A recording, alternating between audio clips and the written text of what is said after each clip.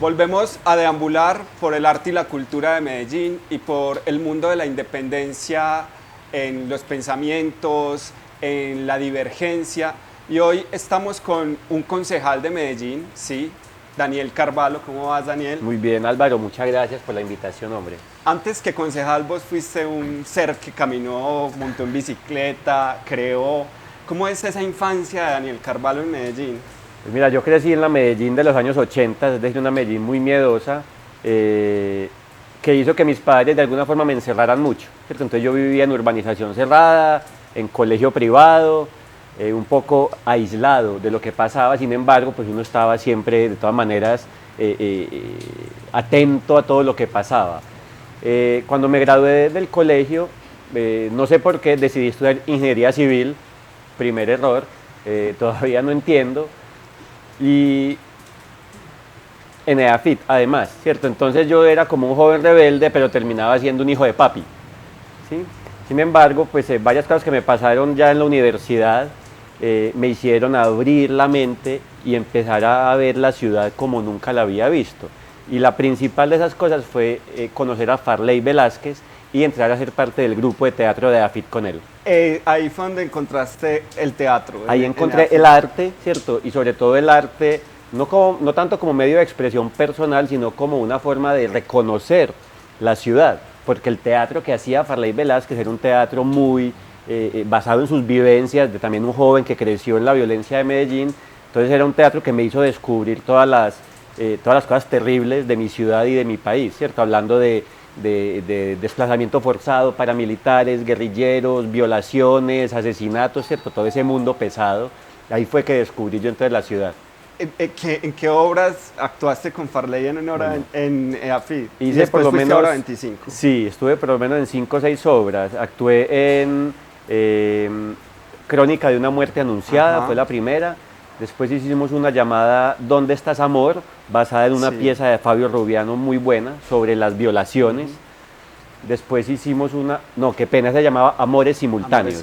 Después hicimos ¿Dónde estás, amor?, que combinaba textos de Gonzalo Arango, de Farley Velázquez, y además participé con Hora 25 en Macbeth y en El nuevo alumno de Andrés Caicedo. Ah, pero qué bien. ¿Y en Hora 25 estuviste? En esas dos, en Macbeth y en El nuevo alumno. ¿Cómo era estar en EAFIT, en ese grupo? Además, porque Farley tenía una pasión por la vida y por la ciudad y por el dolor que la ciudad generaba. Pues para mí ¿Cómo fue eran esos momentos? ¿Cómo era un ensayo con él en EAFIT? Para mí fue una cosa impresionante porque Farley hablaba de cosas que nadie más hablaba, ¿sí? Las ponía en escena de una forma a la vez muy bella, pero terriblemente dolorosa. Y además Farley siempre, adornaba los ensayos con sus vivencias personales, con la lectura de textos o con testimonios. Por ejemplo, tuvimos la oportunidad cuando estábamos haciendo Amores Simultáneos sobre la violación, tuvimos la oportunidad de tener ahí frente a nosotros mujeres contándonos experiencias de cuando habían sido abusadas sexualmente, y eso, pues para mí, insisto, que había crecido en la burbuja, fue un choque impresionante. Yo llegaba a la casa por la noche a llorar y mi mamá me decía, así ve cómo lo tiene ese teatro, sálgase de eso. Yo decía, no mamá, al contrario, esto es lo que yo quería, ¿me entiendes? Quería enfrentarme al mundo. Gracias por haberme protegido durante tantos años, pero ya soy adulto y ya necesito es conocer. Esa vida que empieza a descubrirse ahí con el teatro, estudiando ingeniería civil, que dijiste ahora que fue un error, pero no la abandonaste, es decir, ¿terminaste la carrera o dudaste en algún momento, pensaste, me voy a ir a hacer teatro, me voy a quedar en esto? Dudé muchísimas veces, ¿cierto? De hecho, yo tuve que suspender la carrera porque me fui a ser soldado, a prestar servicio militar, y durante ese año, que también fue muy importante en mi vida, porque también me permitió conocer una cantidad de personas y de situaciones que yo desconocía, me hicieron dudar. Y entonces ahí fue que yo dije, yo estoy estudiando ingeniería civil, pero los temas que a mí me interesan no son esos. Yo quiero algo con más énfasis en aspectos sociales, culturales, creativos, que no me da la ingeniería. Pero al mismo tiempo tenía a mi papá encima, diciéndome, ¿cómo le ocurre que va a dejar la carrera con todo lo que hemos pagado en esa universidad? Entonces mi escapatoria fue hacer 2 carreras. Y tan pronto salí del ejército, me inscribí a antropología en la de Antioquia y empecé a hacer las 2 carreras al tiempo. Pero después de 1 año y medio dejé antropología porque no soy el más juicioso, tenía 20 años, estaba pues en la locura de la juventud, entonces más bien encontré en el teatro ese refugio que necesitaba para equilibrar la frialdad de la ingeniería civil. ¿Te me adelantaste a algún recuerdo? Que esta era tu cena, ¿en dónde? En el ejército. Bueno, estápelas pues. ¿Qué es ¿Esto es comida para gatos o qué? No, estápelo, a ver qué. Y me va a contar un recuerdo. Ah, la con él. salchichita. Hombre, deliciosas. Vamos a mostrarle a los televidentes la buena salchicha. Fue interesante ser soldado de Colombia. Me encontré con mucha gente que nunca más hubiera conocido, ¿sí? Me encontré a mí mismo sometido a situaciones en las que nunca más me hubiera encontrado y además, sobre todo, me encontré completamente desprovisto de mis privilegios, ¿cierto? Porque De llegas esa vida allá, de colegio privado. eso, de hijo de urbanización papi, ¿cierto? Llegas allá, te motilan igual que todo el mundo, yo tenía el pelo largo y llegué Pero ellos... ¿ya eras rasta antes o no? Estaba empezando y ellos disfrutaron pues cortándome el pelo, pero sobre todo me vi igualado con toda la sociedad, ¿cierto? Que era algo que a mí no me había tocado y fue muy enriquecedor porque me enseñó muchas cosas sobre mí, sobre la sociedad, sobre la relación con los demás e infortunadamente sobre los poderosos de Medellín, ¿cierto? Porque yo tenía la oportunidad de ver y escuchar y tratar con generales y amigos de generales y coroneles en una época particularmente dura del conflicto y me di cuenta de muchas cosas malucas. Entonces aprendí muchísimo en ese año. Después del ejército llegaste al Parque del Poblado y ahora sos un líder mejor dicho, sos el rector de los egresados De los del Parque egresados. del Poblado. Contanos ese momento de Medellín y de Pues ese mira, parque yo- que vivimos tantos. Como estudiante de AFID, pues cogí el hábito de ir a parchear al Parque del Poblado. Allí en esa época había un lugar muy bueno de salsa que se llamaba el Bodegón del Parque. Sí. Yo trabajé en el bodegón, a mediodía vendíamos almuerzos, ¿sí? Trabajé como un mes, me echaron, porque la señora pensaba que yo me estaba robando la plata, lo cual era falso. Pero bueno, me echó y yo seguí parchando en el Parque del Poblado, bailando salsa, en el bodegón, en los aldarreagas. Y poco a poco pues fui como descubriendo ese universo que se hacía ahí, donde estábamos los primíparos de la universidad, pero estaba gente que llevaba ya 10 años, ¿cierto? En ese ambiente de tomemos cerveza, conozcámonos, y de ahí fue que me di cuenta que esos lugares, que era uno de los que yo frecuentaba, igual que la Villa o que el Guanábano, pues descubrí lo valioso que es poderse parchar en la calle, hablar con desconocidos. Y ahora estás como tratando de Claro, y ahora estamos intentando recuperar esa dinámica porque realmente pienso que es sumamente importante para la sociedad que haya un lugar donde se junten o nos juntemos los bolemugre, ¿cierto? A intentar arreglar el país y a tirar ideas. hijos de papi y mami. Algunos hijos de papi y mami, otros no. Dani, hay un momento en que, a pesar de haber estudiado ingeniería civil, vos decidís también meterte como al mundo del arte. Incluso te presentas a becas, tenés banda de música. Sí. Contanos ese momento y esa decisión también. Mira, yo siempre sentí como cierta atracción por el arte, en parte porque mi padre, que es un hombre de pocas palabras, tenía una biblioteca gigante, entonces yo, ante su parquedad para hablar, descubrí a mi padre a través de su biblioteca. Entonces, primero, él era melómano. En esa época, pues, tenía una colección como de 250 casetes, todos perfectamente grabados, pues, marcados con todo. Y tenía muchísimas enciclopedias de arte, entonces me fui sumiendo poco a poco en mi padre a través del arte. Básicamente era música y literatura, ¿sí? Entonces de ahí me salió como este gusto. Pero yo nunca tuve ninguna formación artística en el colegio. Tomé clases de piano durante mucho tiempo, por aparte, pero nunca incursioné más allá. Ya cuando descubro el teatro, se me abre pues un universo y además que el teatro es quizás de las expresiones artísticas más completas, ¿cierto? Porque tenés música, iluminación, fotografía, vestuario, coreografía. Entonces descubrí mucho. Monté mi primera banda musical por allá de... ¿Cómo se llamaba? Esa se llamaba Los Juglares. Tocábamos puros covers de Cure, de Caifanes, de Héroes del Silencio. Estamos hablando del año 2000 más o menos. Seguí en teatro y ya digamos que se me abrió el panorama. Pero de ahí viajé a vivir a Francia, a estudiar, ¿cierto? Cuando me gradué de Ingeniería Civil me voy a Francia, empiezo a estudiar urbanismo Y pues en Francia también, digamos que hay mucho más acceso al arte y a la cultura. Entonces uno pasarse pues los fines de semana metido en el Museo del Louvre o en el Museo de Orsay viendo a los impresionistas, ahí sí te empieza A cambiar el mundo. Exacto, y ahí uno dice, ay, el arte es muy importante, ¿cierto? Ya no era como el capricho del niño rebelde, sino que el arte me entendí que era una verdadera necesidad del ser humano.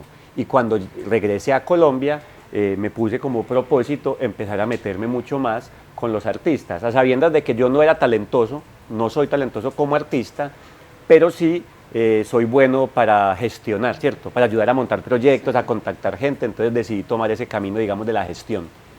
Y ahí arrancaste también un proceso de incidencia social y política. Entonces ahí poco a poco, cuando regresé a Colombia, me encontré con una sociedad muy diferente. Cuando yo me fui, casi 10 años atrás, todavía éramos los herederos del miedo de los años 80 y 90, daba miedo expresarse, daba miedo manifestarse, daba miedo salir a la calle, reunirse con gente a proponer cosas. Cuando regresé, se había acabado en gran parte ese miedo y la ciudadanía estaba muy activa, ¿cierto? Entonces empecé a encontrar colectivos artísticos, colectivos ambientalistas, colectivos ciclistas y empecé a mezclarme con todos ellos y ya pues adquirí, digamos, una visión más compleja de la sociedad y un contacto mucho más directo con la gente que estaba haciendo cosas. En ese regreso a Medellín, porque cuando uno estuviste por ahí, ¿cuánto? Estuve 8 años en Francia, sí. Es decir, es desconectarse mucho. Totalmente. Y llegar a una ciudad muy cambiada, pero que empezaste a ver que todavía le faltaban cosas, que cuando regresaste vos, que en esa bajada de ese avión, esos primeros años, de acomodarse, de venir de Francia, sí, que es Europa, que tiene unas condiciones, ¿qué empezaste a ver que le faltaba a Medellín? A ver, inicialmente más que las faltas, vi las cosas nuevas que me estaban gustando y lo principal era la movilización ciudadana. La gente estaba en las calles dando lidia, ¿cierto? Sí. Que vamos a montar en bicicleta, que vamos a proteger este arbolito, que y hágale, me metí a todo y me gustó. ¿Qué sentí? Lo primero, o las primeras dos cosas que sentí. Lo primero, cultura ciudadana, ¿cierto? Me impresionaba que los autos no respetaran un pare o un semáforo, que la gente pitara todo el día. Entonces, cierto, el contraste fue fuerte. Y lo segundo es que llegué y a los 2 días ya me estaban ardiendo los ojos. Y era por la contaminación atmosférica. Entonces, desde ahí empecé a interesarme mucho por el tema de calidad del aire. Y lo ambiental y la movilidad. Tú has sido un defensor y un luchador y quizás ese movimiento de las bicicletas, de moverse más sano en Medellín, fue una de las cosas que te llevó la vez anterior al consejo. Y esta vez también. Es que digamos que ahí se combinan dos aspectos de mi vida profesional, porque como urbanista pues tengo que entender e intentar darle solución a los problemas ambientales de nuestra ciudad, pero también como activista encontré esa forma de no quedarse callado o en la academia o en redes sociales dando lidia, sino en la calle con la gente y proponiendo. Entonces como esa combinación de lo profesional, lo académico y lo civil o lo activista terminó de completar pues como mi personaje. ¿Y cómo ha sido llegar, es decir, es llegar a un consejo, es decir, pensar lanzarse ahora, es decir, pasar de gestor a activista, ahora bueno, vamos a volver esto un tema legislativo también de la ciudad? ¿Cómo fue llegar ahí? A ver, ha sido la experiencia más intensa de mi vida y yo he hecho muchas locuras, pero esta es la más grande, meterse en política es la más grande de las locuras. Primero fue una lección de modestia para mí, ¿sí? Porque uno muchas veces desde el activismo o desde la academia es muy fácil y muy bueno decir cómo hay que hacer todo, ¿cierto? Esto debería ser así, así, así, así, así, listo, ¿cierto? En un documento eso queda perfecto, los planos quedan hermosos, hágale, ¿cierto? Entonces llegas ahí a un puesto de poder, hágale, ¿cierto? Te das cuenta de lo difícil que es la administración pública, lo difícil que es sacar una pequeña idea adelante. Entonces, por un lado ha sido un ejercicio de modestia, ¿cierto? De uno entender que uno no tiene la verdad revelada, de que no es lo que uno diga, sino que hay que concertar. Por otro lado, ha sido también un ejercicio de, ¿cómo llamarlo?, de convivencia. Yo llegué con muchos prejuicios que trae uno, ¿cierto? Por ejemplo, yo llegué y dije, no, los concejales del Centro Democrático, nada con ellos. Una bobada, ¿me entiendes? Hoy en día varios de mis mejores amigos del Consejo son del Centro Democrático. El hecho de que tengamos ideologías diferentes o puntos de vista diferentes sobre ciertos temas, no hace que el otro sea un enemigo o una mala persona, ¿cierto? Entonces también he entendido como a bajarle a ese radicalismo Ajá. que muchas veces, infortunadamente, se refleja ya sea en las relaciones personales. Podemos estar completamente en desacuerdo en una idea, ¿cierto? Pero si vos sos una buena persona y yo soy una buena persona, podemos perfectamente tomarnos un tinto después de pelear por el tema ideológico. Eso es muy interesante porque a veces desde este lado, cuando estamos haciendo participación ciudadana o activismo, somos muy radicales a veces y muy fuertes. Y muy groseros a veces también con los funcionarios. Con los funcionarios, con los servidores públicos, con el Estado. Pero además esa dinámica de la política es concertar, ¿no? Sí, es que la política es la forma pacífica de resolver conflictos. Sí, los conflictos siempre van a existir en una sociedad. ¿Cómo los resolvemos? O a bala o a palabra, ¿cierto? La política es el camino de la palabra y yo creo que es muy benéfico.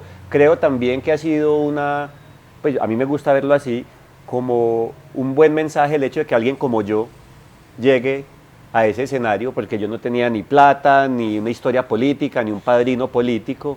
Entonces, que llegue gente como yo, como llegó Daniela, o como han llegado en esta última elección otras personas, creo que da un mensaje bonito a la sociedad y es que venga, la política es importante para todos, a todos nos afecta las decisiones que se toman allá y usted también puede hacer parte de esas decisiones. Eso no la toman otros señores por ahí raros.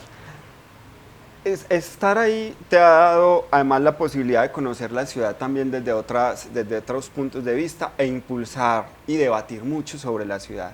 De esta experiencia como concejal desde ahí, ¿cuáles han sido como esos momentos que vos decís, uy, esto ha sido bastante intenso y se logró? Muchos, ¿cierto? Yo creo, o sea, en general, toda la experiencia ha sido muy intensa, para bien y para mal. A mí me alegra mucho haber podido sacar adelante varios temas. Sin orden de importancia voy a mencionar algunos, pues sin jerarquía. La calidad del aire era un tema del cual no se hablaba en Medellín, ¿cierto? En mi primera intervención en el Consejo salí y hablé 5 minutos sobre el enemigo invisible que nos estaba matando. Desde eso hemos visto que se ha puesto afortunadamente de moda. Di la pelea por la construcción de ciclorrutas, que todavía las estamos ejecutando y que eso tiene muchísimos opositores, pero la alcaldía me hizo caso, lo sacamos adelante. Me metí muchísimo en el tema de cultura de fútbol, que era un enfoque diferente a cómo abordamos el fanatismo por el fútbol en la ciudad. Los resultados han sido espectaculares. Llevamos por primera vez al Consejo el tema de la economía creativa, del cual no se hablaba, logramos que quedara en el plan de desarrollo y hoy en día pues estamos hablando de una política pública de economía creativa, un distrito creativo. Entonces uno ve que son logros que no dependen solo de mí, ¿cierto? Porque un concejal solo no puede lograr nada, pero que con una buena relación con los actores interesados y con la alcaldía hemos logrado sacar adelante y es por eso que uno no puede ser tan radical ni tan, ¿cierto? No, yo con este no trabajo, no venga. Cada persona puede aportar algo, busquemos ese algo. ¿Qué viene ahora para Medellín? Es decir, hay dos preguntas aquí. Una es, cuando uno vive en una ciudad como esta y trabaja en procesos que quieren modificarla, cambiarla, transformarla, siempre hay cosas por hacer. Sí. Por esa razón vos te volviste a lanzar y ahora, ¿qué es lo que falta? ¿Qué es como ese objeto que sigue? Bueno, a ver, primero yo sentía que yo tenía aún un vacío, aún un vacío en mi formación para lo que hago. Entonces terminé una maestría el año pasado en gobierno local y políticas públicas. Yo nunca había tenido ningún tipo de formación sobre lo que es el Estado y su funcionamiento. Entonces ya con eso ya sé mejor cómo trabajar, sé construir políticas públicas y creo que el camino que voy a seguir en todos los temas va hacia allá. Es cómo deja uno, o sea, yo no me gano nada con que si yo mañana no estoy en el consejo, entonces todo el tema de cultura de fútbol, por ejemplo, se caiga, ¿sí? Claro. O de graffiti, se caiga. Entonces no puede depender de que uno esté allá, hay que dejar un andamiaje, ¿cierto? Unas normas, unos proyectos, una dinámica montada para que eso ya sea un proyecto de ciudad. Entonces lo que pretendo en estos 4 años no es inventar temas nuevos, yo tengo unos temas ya muy definidos, es cómo consolidar cada uno de ellos, ¿cierto? Cómo apuntalarlos, bien sea a través de proyectos o de normas, para que eso ya quede, porque yo no voy a seguir siendo concejal pues, después de 4 años, entonces me interesa es dejar un legado, no a nombre de Carvalho, sino a nombre de el arte y la cultura, o la cultura del fútbol, o la movilidad sostenible. Daniel, ¿y el artista? ¿Cómo lo vas midiendo ahí? ¿El gestor ya Vale. está claro ahí? Sí, pero siempre es una puerta abierta. Es decir, cuando yo regresé a Colombia, en medio de mi búsqueda de reconocer mi ciudad, me asocié con una artista francesa que estaba apenas conociendo Medellín y propusimos juntos un proyecto de arte y ciudad y ganamos la beca de creación artística en 2011. El proyecto se llamaba Medellín al Sol y al Agua. Los invito a verlos, tiene página en Facebook. Y era como un recorrido por las calles de Medellín, por las diferentes comunas, retratando cómo es la arquitectura, el detalle de la ciudad. Después de eso, 2 o 3 años después, hice un proyecto, me asocié con otra artista llamada Juliana Gómez, una fotógrafa excelente, muy interesada por el tema del patrimonio industrial. Entonces hicimos todo un recorrido explorando las bellezas industriales que aún quedan en Medellín. ¿Cómo cuáles? Chimeneas que quedan por ahí, ¿cierto? Algunas bodegas. En San Diego, una que quedó ahí como en medio de... Esa quedó terrible. ¿Sabes qué me dolió mucho? Ahí en la Oriental, sí, en la esquina, que había una fachada que le daba la vuelta, que estaba intacta y que la tumbaron por un edificio que finalmente nunca no se construyó. Sí. Eso era una fachada como de 1800 que no es... Todavía quedan algunas fachadas en ese barrio, en los barrios industriales quedan fachadas bonitas. Entonces hicimos como esa exploración, el proyecto se llamaba Alturas Anónimas, hicimos entre las dos obras, pues entre Medellín al Sol y al Agua y Alturas Anónimas, creo que hice unas 25 exposiciones por todo Medellín. Y entonces eso me dejó ya la inquietud de yo quiero seguir trabajando con artistas. Así que cuando llegué al consejo, ya el trabajo con artistas no se volvió de vamos a sacar adelante este proyecto, sino cómo los apoyo, ¿cierto? Cómo ayudo a que los demás saquen adelante sus proyectos. Pero me gustaría hacer el ejercicio de volver a trabajar yo con un artista o con un colectivo a inventar algo, porque cuando uno se mete en política, este trabajo de concejal es todos los días, 24 horas, y te absorbe. Entonces, vuelvo a 20 años atrás y necesito el arte para equilibrar mi vida. ¿Sí?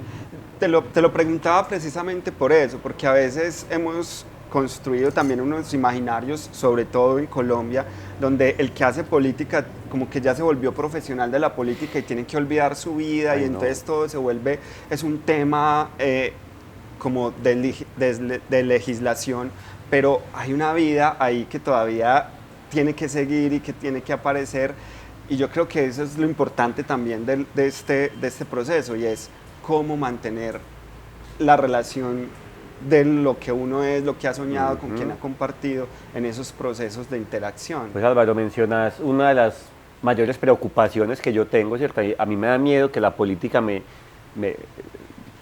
robe lo que me gusta de mí, ¿cierto? Entonces por eso me esfuerzo muchísimo por intentar seguir siendo la misma persona. Obviamente uno cambia y tiene que cambiar y evolucionar, pero yo no dejo de ir al Parque El Poblado a tomarme la cervecita, no dejo de ir a la Tribuna Popular a ver al Medellín, no dejo de asistir a los conciertos, a las obras de teatro, no dejo de montar en bicicleta, ¿cierto? Es decir, a hacer lo que me gusta y que finalmente la gente también me eligió por eso, ¿cierto? Si yo mañana aparezco de pelo cortico, camisa de cuadros por dentro y con un discurso bien... Sí. Entonces la gente va a decir, no, pues, ¿para qué votamos por este huevón si esa no era la idea? Creo que la política no necesariamente te daña, ¿cierto? Te puede enriquecer mucho como persona, pero hay que ser fuerte y tener carácter y cierta serenidad, porque fácilmente a uno se le va la locura. Ya vamos entrando como a la recta final de este diálogo, y aquí podemos seguir.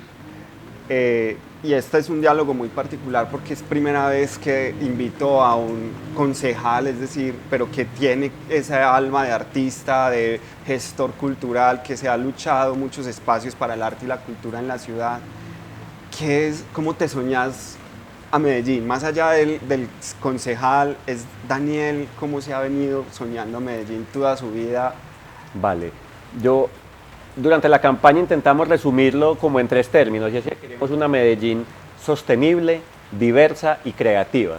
Y yo creo que realmente en esas 3 palabras abarca como mi sueño de la ciudad, ¿cierto? Yo me sueño una ciudad que sea muy buena en su relación con el medio ambiente, ¿sí? Porque de eso depende nuestra vida, no es por hacerle el favor pues, a los delfines, es a nosotros mismos.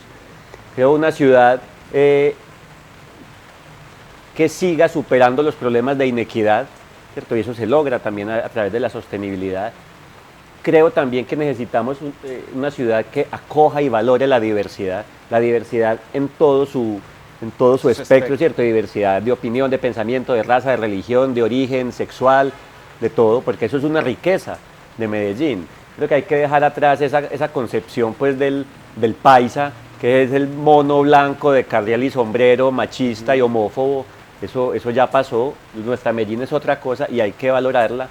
Y creo, pasando al término de la creatividad, creo que en Medellín hay un talento excepcional, ¿sí? No solo artístico, sino en general un talento creativo, y creo que ahí hay un motor no solo económico, sino realmente un motor social. Cómo a través de la creatividad podemos seguir retratando nuestra ciudad, hablando de nuestra historia, imaginando el porvenir, mostrando lo que hemos sido, lo que somos y lo que queremos ser, y creo que los creativos nos pueden dar una mano muy grande en ese tema. Entonces yo me sueño una ciudad mejor, con énfasis en esos temas. Dani, muchas gracias. A vos, Álvaro, muchas gracias, mucha suerte y muy bacano lo que están haciendo, de verdad que felicitaciones. Felicitaciones, que quedó campeón. Bueno, aquí bienvenido siempre, y es el inicio de una serie de programas que queremos hacer con concejales de la ciudad, porque los concejales no son alguien que está por allá lejísimos, sino que son la voz de una ciudadanía que los eligió para tratar de legislar y entender que la dinámica política de una ciudad es de llegar a acuerdos y de llevar propuestas en que todos estemos conectados. Un concejal del arte, de la cultura, que piensa una ciudad con equidad, con creatividad. Por eso está aquí en Deambulando con el Arte y la Cultura, este programa que hacemos gracias a nuestros propios recursos y que lo seguiremos haciendo porque queremos que esta ciudad tenga estos espacios. Gracias, Daniel. Gracias, Nos vemos Álvaro. en el próximo.